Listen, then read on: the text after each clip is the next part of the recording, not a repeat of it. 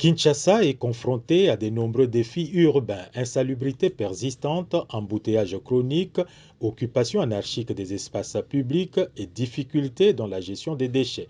Face à cette situation, le président de la République, Félix Tshisekedi, a réuni autour de lui les principaux acteurs chargés d'améliorer les visages de la capitale. La réunion de travail s'est tenue lundi à la Cité de l'Union africaine. Y ont pris part le gouverneur de la ville de Kinshasa, Daniel Bumba, ainsi que le lieutenant général Jean-Pierre Kassongo Kabwik, coordonnateur de la task force mise en place pour restaurer la fluidité de la circulation, renforcer la sécurité et améliorer les conditions de vie des habitants de la capitale. Au cours de ces échanges, le chef de l'État a donné des instructions précises afin d'accélérer les actions déjà engagées sur le terrain. L'objectif affiché est de transformer progressivement Kinshasa en une ville mieux organisée, plus propre, plus sûre et davantage adaptée aux besoins de ses habitants. Le président de la République, Félix Tshisekedi, mise notamment sur une collaboration étroite entre les autorités provinciales et cette nouvelle structure placée sous son autorité directe. Une coordination qu'il juge indispensable pour apporter des réponses efficaces aux préoccupations quotidiennes des Kinois. À travers cette démarche, le chef de l'État entend ainsi traduire en actes sa volonté de moderniser la capitale congolaise et d'apporter des solutions durables aux problèmes qui affectent depuis des années le cadre de vie de sa population.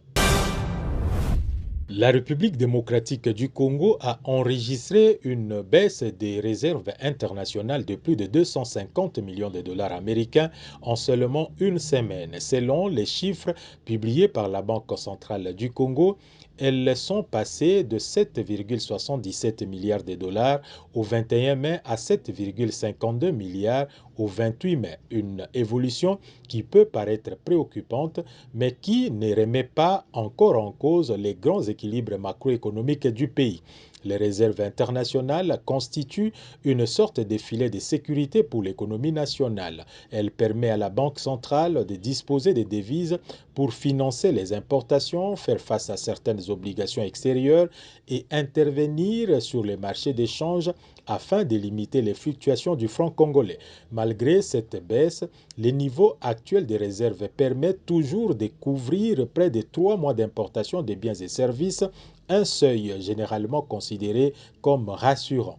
Aucune explication officielle n'a été donnée sur les causes précises de ces reculs. Toutefois, plusieurs facteurs peuvent être avancés. Le remboursement d'engagements extérieurs, des opérations du Trésor public ou encore des interventions de la Banque centrale pour soutenir la stabilité du taux d'échange face à une demande accrue en devises.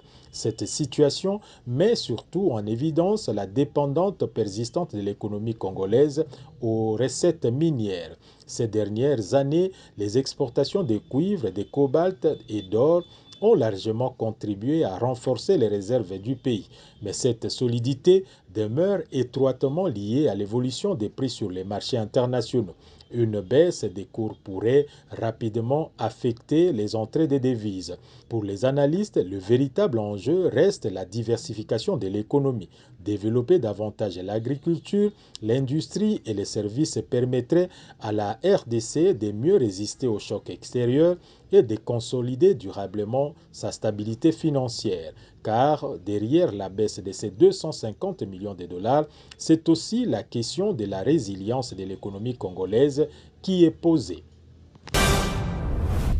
Selon plusieurs médias congolais s'appuyant sur des rapports internes, un contrôle physique du personnel de l'Assemblée nationale aurait permis de mettre au jour un vaste réseau d'agents fictifs inscrits sur les listes des payes de l'institution. Près de 600 personnes percevaient régulièrement des rémunérations sans exercer officiellement des fonctions au sein de la Chambre basse. Une information relayée notamment par Média Congo et d'autres plateformes locales, mais qui n'a, à ses ce stade, fait l'objet d'aucune communication officielle détaillée de l'Assemblée nationale. Cette opération de vérification serait intervenue dans un contexte de grogne des agents administratifs qui dénoncent depuis plusieurs semaines des retards et des irrégularités dans leur prise en charge. Les premières estimations évoquent des pertes mensuelles pouvant atteindre plusieurs milliards de francs congolais.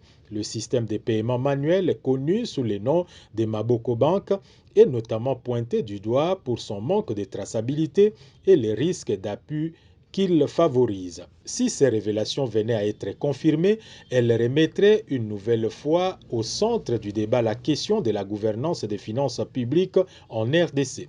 Le phénomène des agents fictifs n'est d'ailleurs pas nouveau. En 2023, l'Inspection générale des finances avait déjà révélé l'existence de milliers d'irrégularités dans les fichiers des payes de l'État, entraînant des pertes estimées à plusieurs dizaines de millions de dollars chaque mois.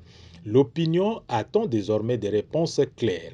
Qui a mis en place ces systèmes? Depuis quand ces paiements étaient-ils effectués? Des poursuites judiciaires seront-elles engagées? Au-delà du scandale, cette affaire pourrait accélérer les appels à la bancarisation intégrale des salaires et à la numérisation de la gestion du personnel public, considérés par de nombreux experts comme des outils indispensables pour renforcer la transparence et mettre fin aux détournements liés aux effectifs fictifs. Dans une institution chargée de voter les lois et de contrôler l'action du gouvernement, cette affaire, si elle est pleinement établie, risque de raviver les interrogations des Congolais sur la gestion des ressources publiques et l'exigence de redevabilité au sommet de l'État.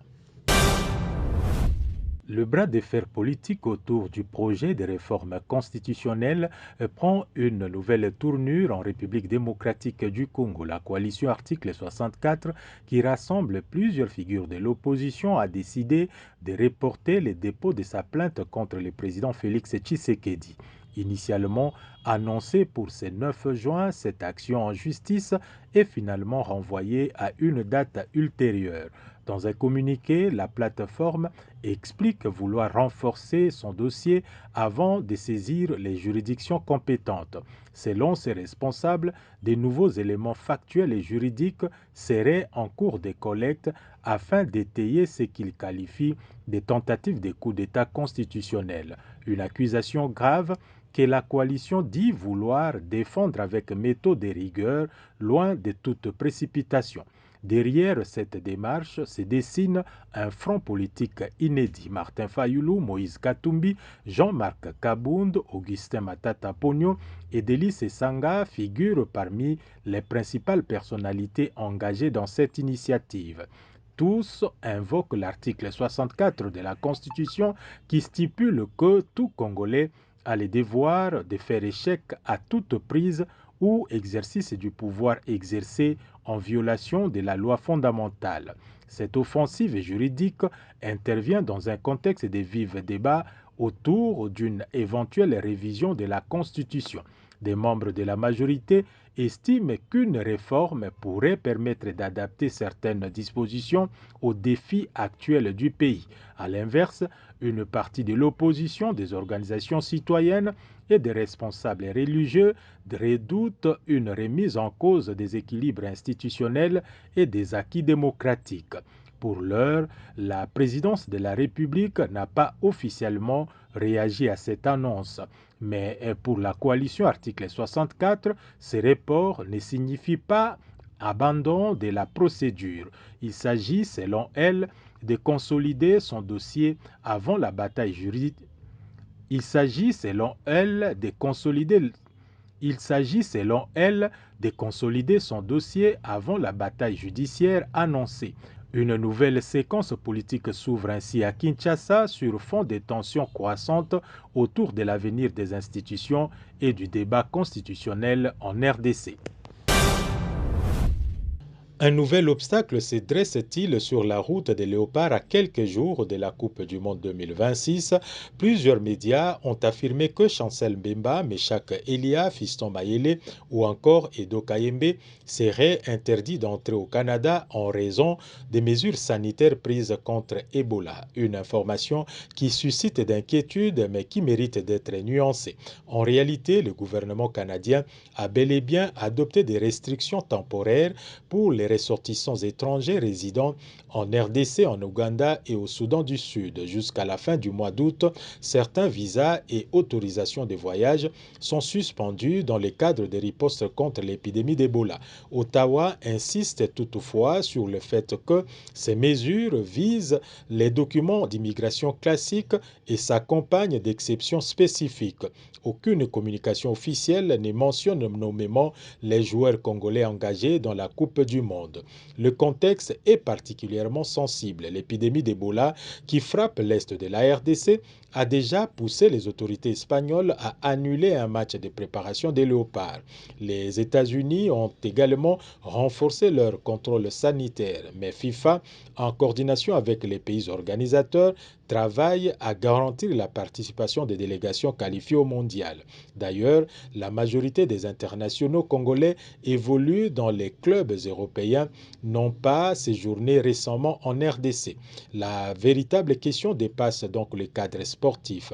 Cette affaire illustre les conséquences internationales d'une crise sanitaire, isolement diplomatique, restriction des mobilités et impact sur l'image d'un pays. À l'heure où les léopards rêvent d'écrire une nouvelle page de leur histoire, la RDC se retrouve confrontée à un autre défi: rassurer ses partenaires sur sa capacité à contenir l'épidémie afin que le terrain de football ne devienne pas l'une des victimes collatérales d'une urgence de santé publique. 24 News Agency, formée pour informer.